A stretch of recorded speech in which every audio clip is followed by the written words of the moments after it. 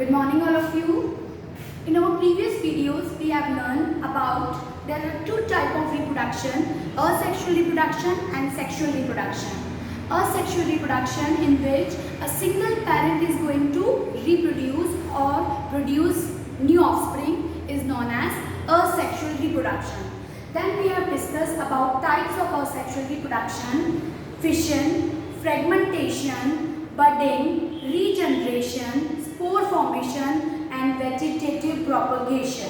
So these 6 types of asexual reproduction we have discussed. Now today we are going to start sexual reproduction.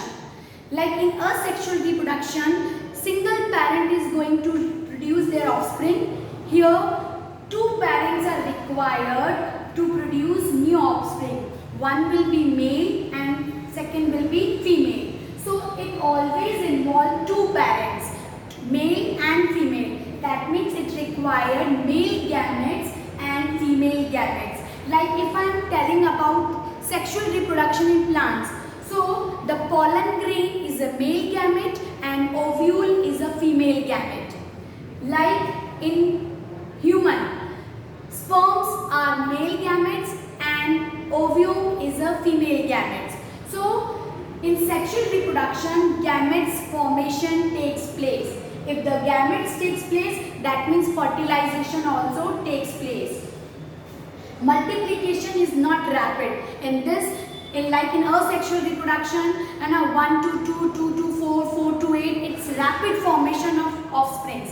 But in sexual reproduction, it is not a matter of rapid multiplication.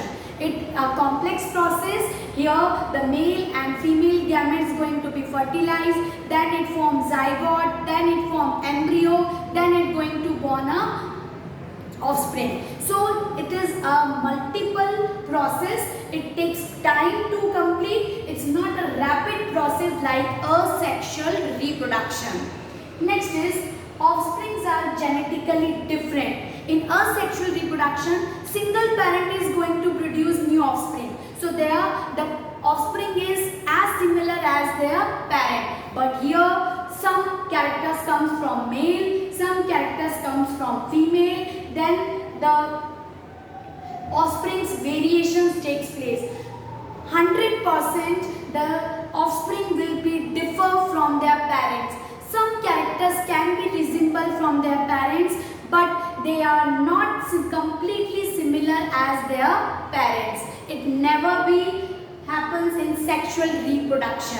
Here, like simple example, in male and female, as we have discussed earlier, that 23 chromosomes comes from male and 23 chromosome comes from female. So 23 and 23, then it becomes 46 chromosomes. So half of chromosomes come from male and female to parent. That's where the offspring will be different.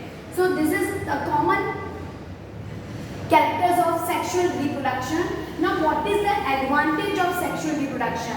The first advantage is sexual reproduction leads to evolution to life. Evolution means development. And sexual reproduction takes place, so the variation takes place, and due to that variation the development takes place. So in what is the advantage?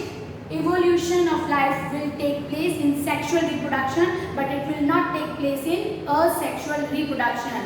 Next is variation helps to adapt features from environment. Due to that variation, this variations gives adaptation to survive according to environment. So as we have learned earlier also, variation always help for survival. Same way in sexual reproduction, obviously the variation occurs, and due to that variation they can survive in environment. They get adaptive features to survive in environment. Another advantage, prevent to extinct. They continuously reproduce, so it prevents from the extinctive of any type of species. Next is increase in population. Increase in population, it occurs in asexual reproduction also. But what is the important thing? Here the increase of population takes place in controlled manner. In controlled manner it takes place. Like in human, by using of some contraceptives, we can control the population. So this is another advantage. Next is it promotes diversity. When the variation takes place, the diversity automatically takes place. So this is another advantage of sexual reproduction. So here we discuss about some basic characters of sexual reproduction and advantages of sexual reproduction. So now what is the main difference between asexual and sexual reproduction? This we will discuss. Asexual reproduction, one parent is going to bring offspring and here two parents, male and female, is going to reproduce the offspring.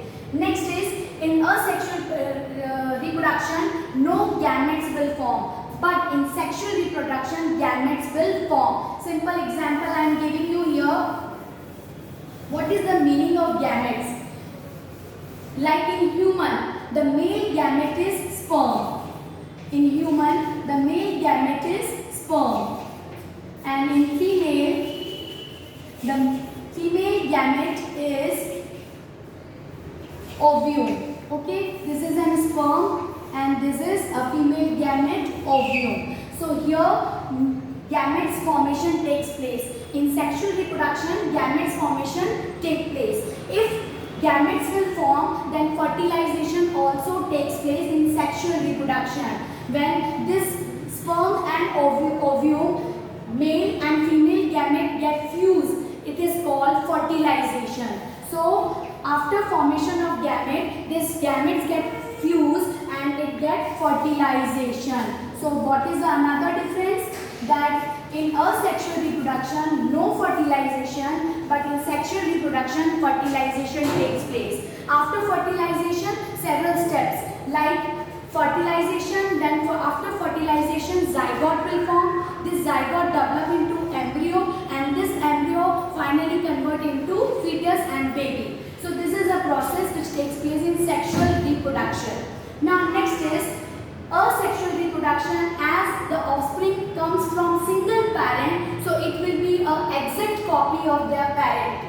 But here some chromosomes come from male, some chromosomes come from female. Or if we talk about the plants, some characters come from the pollen grain and some characters comes from the ovule. So the variation will take place. The offspring will never be exact copy of their parents. So another difference, in asexual reproduction, offspring will be exact copy of their parent, but in sexual reproduction, the offspring will never be the exact copy of their parents. Some characters can be resembled from parents, but complete exact copy will not form. Next is, asexual reproduction generally takes place in lower organisms, like some in unicellular organisms, like fission method takes place in amoeba. And if multicellular organism, then also it is simple design multicellular organisms, like in fragmentation, Spirogyra is multicellular but it's simple design.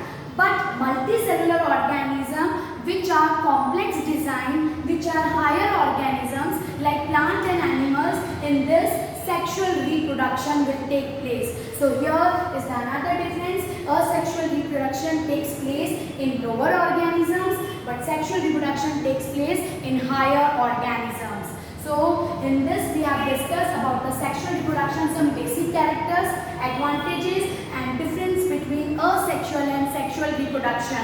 In our next video, we will learn about sexual reproduction in plants and sexual reproduction in human. Thank you. Have a nice day.